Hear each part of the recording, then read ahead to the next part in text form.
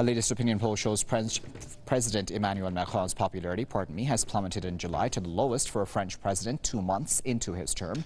Over 40% of those surveyed said they have a negative view of Macron's dealings as president. This showed that a controversy over spending cuts and tax reforms is taking its toll. Macron swept to power in May, promising non-partisan rule and an end to traditional left versus right politics.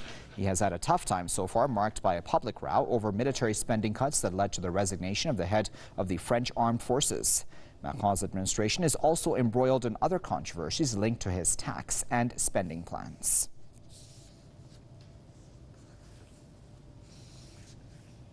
To discuss that, we're now joined by Jason Unruhe, who is an independent media personality and political commentator, and he's joining us live now by Skype from Ontario. Jason, what do you make of why Macron's popularity has dipped so much?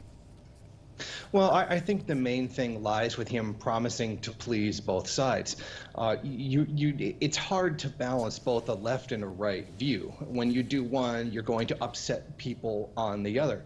The other problem was that a lot of the people who voted for Macron voted for him because they didn't like the candidate on the left, and other people didn't like the candidate on the right.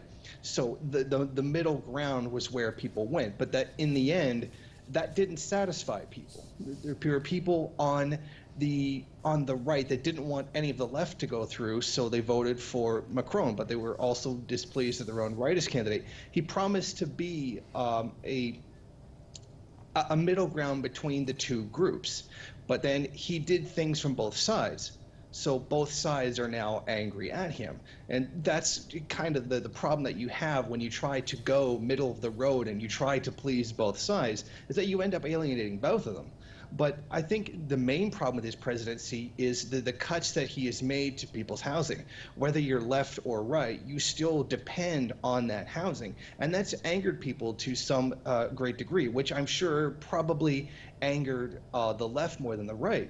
And then, as you said, when they made the military cuts and the top soldier ended up leaving his job in protest, a lot of people on the right felt like that was leaving the country vulnerable to terrorism. So essentially what you have is the two big things that have harmed his presidency are one big thing that would anger the left and one big thing that would anger the right.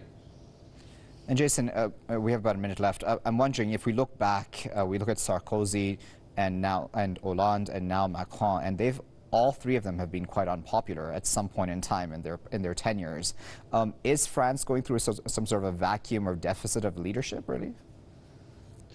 I think it's very possible that there's some element of a vacuum there. I think it's really more of a case of the French people are very divided. I think whether left or right, they really do want something new, but every time an election comes up and somebody promises to do something new, they end up disappointed.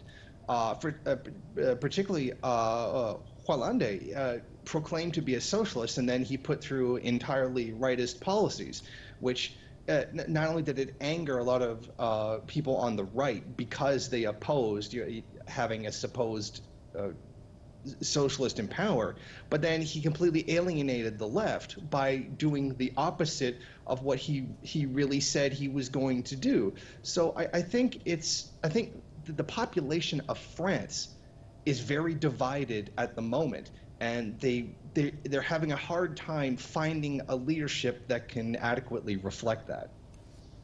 Okay, Jason, we'll leave it there at that, but of course, as always, we appreciate you taking your time out to speak to us.